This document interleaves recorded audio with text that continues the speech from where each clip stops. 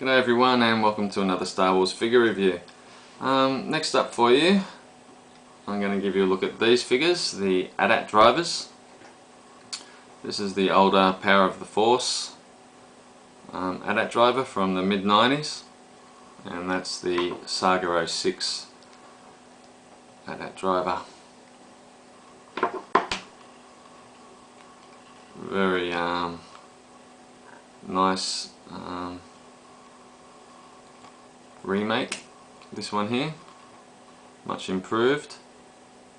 Fans have been crying for a decent At-At Driver for quite a while now. It's been about 10 years in between one and the other. I think it kind of shows too. I particularly like the detailing on the mask or helmet on this one, but all up it's just a much improved figure. This one comes with the Empire Strikes Back stand.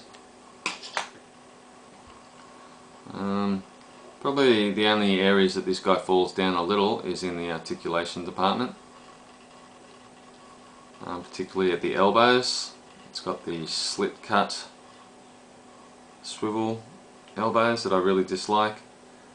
These ones fortunately are quite tight, so they don't tend to fall out his forearms on this one, which is great.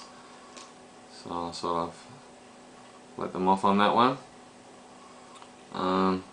There's no movement to his neck or helmet at all, but that really doesn't bother me at all. But surprisingly there's no articulation to his waist, which is pretty rare these days to have no torso or waist articulation.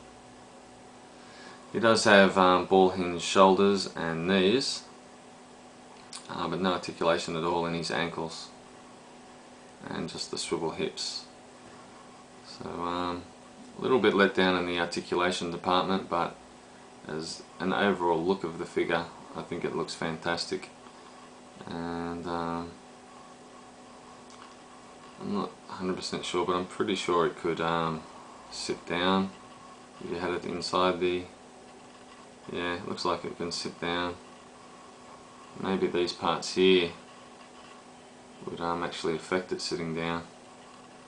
So I don't actually have a At-At Walker, unfortunately, but I will definitely get one one day. But yeah, it does look like that possibly may affect him sitting down, which would be pretty bad because they're not removable, these parts here. But overall I'm pretty happy with this figure, and I'd have to give it at least an 8.5. Okay, just quickly moving on to the older one, just give you a quick rundown. No articulation to the neck. It does have a swivel waist, swivel shoulders, and swivel hips, and that's it. As you can see, he's rather bulky and out of proportion, as is the weapon. I was lucky enough to also get the one that has the freeze frame card, and I'll give you a quick look at that. It's a really nice scene. One day if I see an old projector, slide projector on eBay cheap, I might have to pick it up, because scenes like that would look fantastic huge on our wall.